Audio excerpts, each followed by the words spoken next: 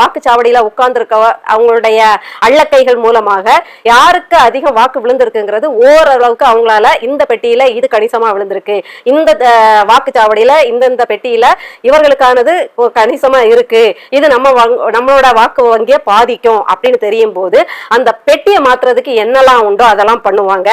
ஒண்ணும் பண்ண முடியலன்னா அந்த பெட்டியை உடைச்சு சுக்குநூறா கூட ஆக்கிடுவாங்க. எதேச்சியா ஒரு என்ன சொல்றதுன்னா விபத்துல வந்து அது உடஞ்ச மாதிரியும் எரிஞ்ச மாதிரியும் காட்டுறதுக்கெல்லாம் அவ்வளவு பக்கா பிளானோட அதுல பெட்டி படுக்கையோட படுத்திருப்பாங்க. இதுல வந்து அதிமுகவும் திமுகவும் உடன்பட்டு போவாங்க. சரி நீங்க அப்ப இத்தனை பெட்டி எப்படி பண்ணீங்கன்னா எனக்கு இத்தனை பெட்டியை நீங்க பண்றதுக்கு விடுங்க அப்படிங்கிற மாதிரிலாம் பேசி இது செய்வாங்க. என்னங்க பொய்யா புழுகுறீங்க, அப்படியெல்லாம் நடக்க வாய்ப்பு இல்லை அப்படின்னு நீங்க நினைச்சீங்கன்னா போன இடைத்தேர்தல் தான் ஏதோ நினைக்கிறேன், ஒரு வாக்கு பெட்டி வச்சிருந்த வாக்கு இயந்திரங்கள் அடுக்கி வைக்கப்பட்டிருந்த கல்லூரியா அந்த வளாகத்துக்குள்ள அந்த அறைக்குள்ள ஒரு வட்டாட்சியர் சம்பந்தமே இல்லாம நள்ளிரவுக்கு போய் திறந்த சிசிடிவி காட்சியில் வந்தது. இன்னைக்கு அந்த வட்டாட்சியர் நல்ல பதவி உயர்வு பெற்று கூட சம்பளம் வாங்கிட்டு இருப்பாங்க. அவங்க மேல நடவடிக்கை எடுக்கப்பட்டதாகவோ எந்த வட்டாட்சியராவது மாவட்ட ஆட்சியராவது அலுவலகத்துல 12 மணிக்கு நீங்க இருந்து பாத்திருக்கீங்களா? கோப்புகளை புரட்டி பார்த்திருக்கீங்களா? நல்ல காலத்திலேயே கொடுக்கப்பட்ட நேரத்திலேயே அவங்க நீங்க கொடுக்குற மனுவையோ நீங்க கொடுக்குற கோப்புகளையே பிரிச்சு பார்க்க மாட்டாங்க. கண்ணை மூடிட்டு அவங்களா நினைச்ச ஒரு 10 கையெழுத்த போட்டு விடுவாங்க.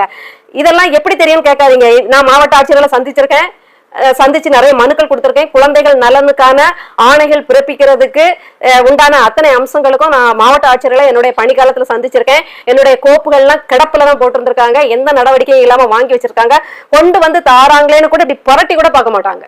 அப்படிப்பட்ட மாவட்ட ஆட்சியர்களும் வட்டாட்சியர்கள் தான் நம்ம நாட்டுல இருக்காங்க. அந்த திமுக அதிமுக மாதிரி தான் வேலை செய்வாங்க. அப்போ நடுராத்திரி வட்டாட்சியருக்கு அங்க என்ன வேலைன்னு நாம கேட்டோம்.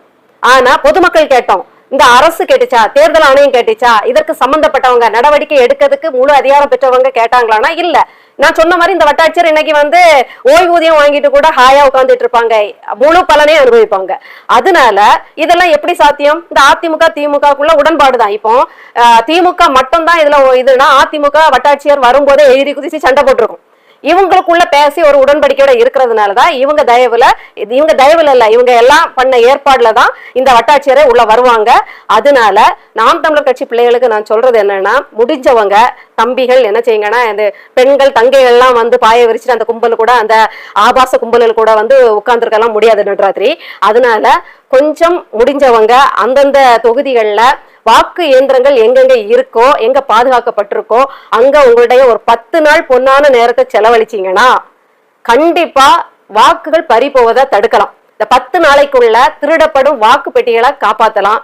அதனால எத்தனை பேர் இந்த காணொலியை பாப்பீங்கன்னு எனக்கு தெரியாது. ஆனா பார்த்த கொஞ்சம் பேராவது இதை பகிர்ந்தீங்கன்னா நல்லா இருக்கும்.